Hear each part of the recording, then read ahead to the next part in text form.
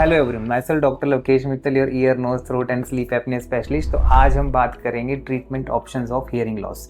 अगर hearing loss आपका initial level पर है, अगर आपकी एज 30 टू 50 के बीच में है और आपको कोई हियरिंग लॉस शुरू हुआ है, मे बी आप कोई डीजे में गए हो या कोई बहुत लाउड सॉन्ग सुनी हो या फिर आपको कोई बहुत ज़्यादा नज़ला जुकाम हुआ हो, तो ऐसे केसेस में हियरिंग लॉस के साइंस आना शुरू हो जाते हैं। एज सून एज पॉसिबल अगर आप डॉक्टर के पास पहुँच जाते हैं, आपका हियरिंग असेसमेंट हो जाता है और आपका रूट कोज पकड़ा जाए, तो बहुत ही जल्दी इसमें ट्रीटमेंट ऑप्शंस जो एक्सप्लोर करके पेशेंट को within 10 to 20 days to 30 days में बिल्कुल ही ठीक कर दिया जाता है। लेकिन अगर डिलेड रिस्पॉन्स देखा गया है, जो पेशेंट लेट जाते हैं या फिर वेट एंड वॉच पॉलिसी को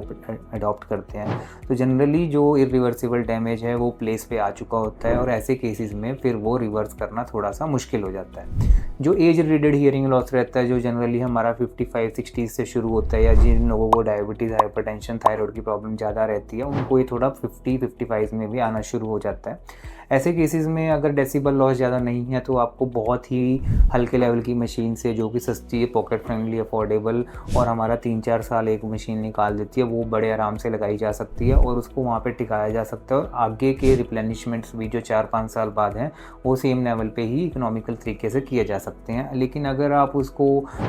एक्सटेंड करते हैं, बहुत लेट प्रेजेंट करते हैं, तो ऐसे केसेस में फिर वो मशीन्स की प्लेनिशमेंट जो जनरली हमारी इकोनॉमिकल बेस ना रहकर हमारे को हाइयर एंड वर्जन्स की तरफ जाना पड़ता है। अगर आपको कोई भी एज रिलेटेड लॉस लग रहा है अपने मदर, फादर या खुद को, तो ऐसे केसेस में as soon as possible lower losses पे ही आप अच्छी मशीन जो कि आपके लिए इकोनॉमिकल एंड अफोर्डेबल रहे वो लगवा सकते हैं। तीसरे प्रकार का जो लॉस हम देखते हैं कि कहीं एकदम से हमारा कोई एक्सीडेंट हो गया या ट्रॉमा हो गया, हम कहीं गिर गए और एकदम से हमारा हियरिंग लॉस आना शुरू हो गया, तो एज सून एज पॉसिबल आपको जाके इसकी हियरिंग असेसमेंट जरूर करानी चाहिए। और ऐसे केसेस में देखा गया है कि जो नर्व इंजरी हुई है या फिर उसके लिए कई बार सर्जरी की भी जरूरत होती है, तो उनके रिस्पॉन्सेज भी सिर्फ तभी मिलते हैं जब हम इसको इनिशियल लेवल पर बहुत जल्दी पकड़ के उसको ठीक कर देते हैं। लेकिन अगर कई बार ये चीज़ें लेट रिस्पॉन्ड की जाती है, तो इसमें इरिवर्सिबल डैमेजेस होने के चांसेस हाई रहते हैं और इसमें रिस्पॉन्स आने के चांसेस भी कम रहते हैं। चौथे प्रकार का जो हमने देखा गया है वो हमारी हड्डी का जुड़ जाना। कान के अंदर एक अंदरूनी हड्डियां होती हैं हमारी, मीडियस इंकस एंड स्टेपिस, कई बार वो आपस में जुड़ जाती हैं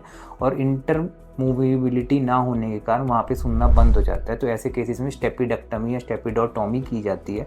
वो केसेस जनरली एक हायर इंस्टीट्यूशन लेवल्स पे ही करने चाहिए, जहाँ पे आपको अच्छा ICU बैकअप, अच्छा आपका OT बैकअप, अच्छे आपके इंस्ट्रूमेंट्स, अच्छे आपके माइक्रोस्कोप और इवन अच्छा आपका टीम वर्क भी हो, जहाँ पे आप इस चीज़ को बहुत ही अच्छे से इसको ट्रीट कर सकते हैं, जो कि आपके पास मिनिमम 50+ बेडेड को अगर आप इसको माने कि एक अच्छा सेटअप माना जाता है, जहाँ पे आप ये सर्जरी करवा सकते हैं। ये जनरली सर्जिकल अप्रोच ही रहता है और जनरली इसमें आपको छोटे सेटअप्स में इसको अपने आप को नहीं डालना चाहिए जहाँ पे आपको बैकअप ना हो। तो अगर आप कोई हियरिंग लॉस से जूझ रहे हैं और आपको कोई एप्ट ट्रीटमेंट या एप्ट आपको डायग्नोसिस नहीं मिल रही है या आप कोई ओपिनियन को सीख कर रहे हैं, तो नीचे दिए हुए नंबर पर संपर्क कीजिए। Thank you.